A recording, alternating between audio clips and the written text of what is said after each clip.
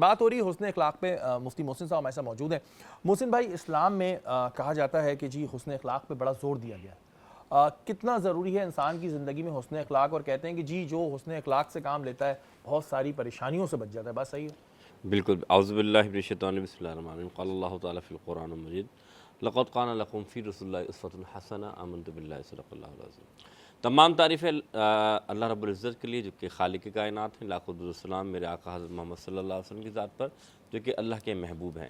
آپ نے سوال کیا کہ اخلاق کیا ہے، اور اگر ہم دیکھیں تو قرآن میں اللہ نے فرمایا حضور کی سیرت کے بارے میں کہ تمہاری زندگی کے لیے سب سے بہترین نمونہ، یعنی کہ ایسی مثال، ایسی مثالی زندگی وہ کسی کی ہے تو صرف اللہ کے رسول صلی اللہ علیہ وسلم سبحان کی۔ اللہ۔ معلوم یہ چلا کہ آج اخلاق حمیدہ جسے ہم کہتے ہیں کہ وہ کردار و افکار کیا ہونا چاہیے اور کیسا ہونا چاہیے، تو رسول اللہ صلی اللہ علیہ وسلم کی حدیث میں آپ کے سامنے رکھتا ہوں کہ اخلاق حمیدہ جس کے اندر ہوگا، حمیدہ سے مراد کے اچھے حسن و سلوک کرنے والا، حضور نے فرمایا قیامت کے دن وہ شخص میرے ایسے قریب ہوگا۔ حضور نے انگلی کا اشارہ کیا سبحان اللہ۔ اور ایسے اشارہ کر فرمایا وہ میرے ایسے قریب ہوگا، تو صحابہ کرام نے پوچھا یا رسول اللہ کون؟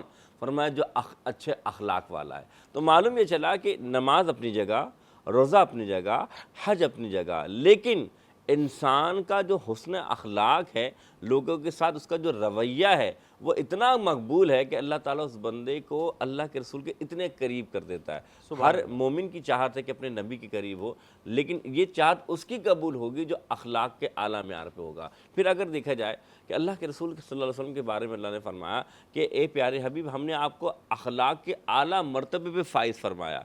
آج سب سے زیادہ ضرورت اسی امر کی ہے، کہتے ہیں گھر سے مسجد ہو اگر دور تو ایسا کر لو کسی روتے ہوئے بچے کو ہنسایا جائے۔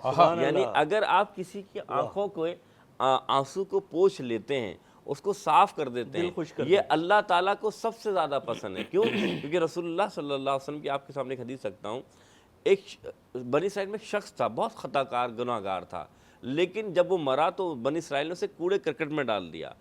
اللہ تعالیٰ نے اپنے نبی موسیٰ علیہ السلام کو وحی بھیجی، موسیٰ جاؤ دیکھو اس کو تعظیم سے تدفین کر دو۔ موسیٰ علیہ السلام گئے، امتی کہنے لگے یہ تو بہت گناہ گار ہے، آپ اس کی تعظیم سے کیوں تدفین کر رہے ہیں؟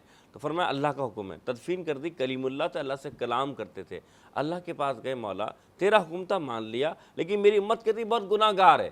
تو میرے نبی حضرت موسیٰ علیہ السلام سے اللہ نے فرمایا کہ موسیٰ تم ٹھیک کہتے ہو گناہ گار تھا، لیکن اس کا ایک عمل، اس کا ایک حسن سلوک رب کو پسند آیا۔ وہ کیا تھا؟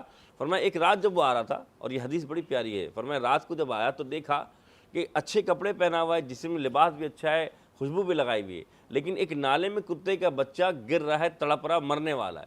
تو اس نے لباس کو نہیں دیکھا، اس نے جسم کو دیکھا، وہ کود گیا، اس کی جسم پہ نجاست بھی لگی، کپڑے بھی خراب ہوئے، لیکن اس نے اس کتے کے بچے کو محفوظ جگہ پر رکھ دیا۔ فرمایا دیکھو موسیٰ، کتا بھی میری مخلوق اور وہ بندہ بھی میری مخلوق، جب وہ مخلوق ہو کر مخلوق پر رحم کر سکتا ہے، اس کے ساتھ حسن و سلوک اختیار کر سکتا ہے، تو کیا میں خالق اس ہو کر اس پر رحم نہ فرماؤں؟ تو اس لیے میں نے اس کو بخش دیا۔ سبحان اللہ، سبحان اللہ۔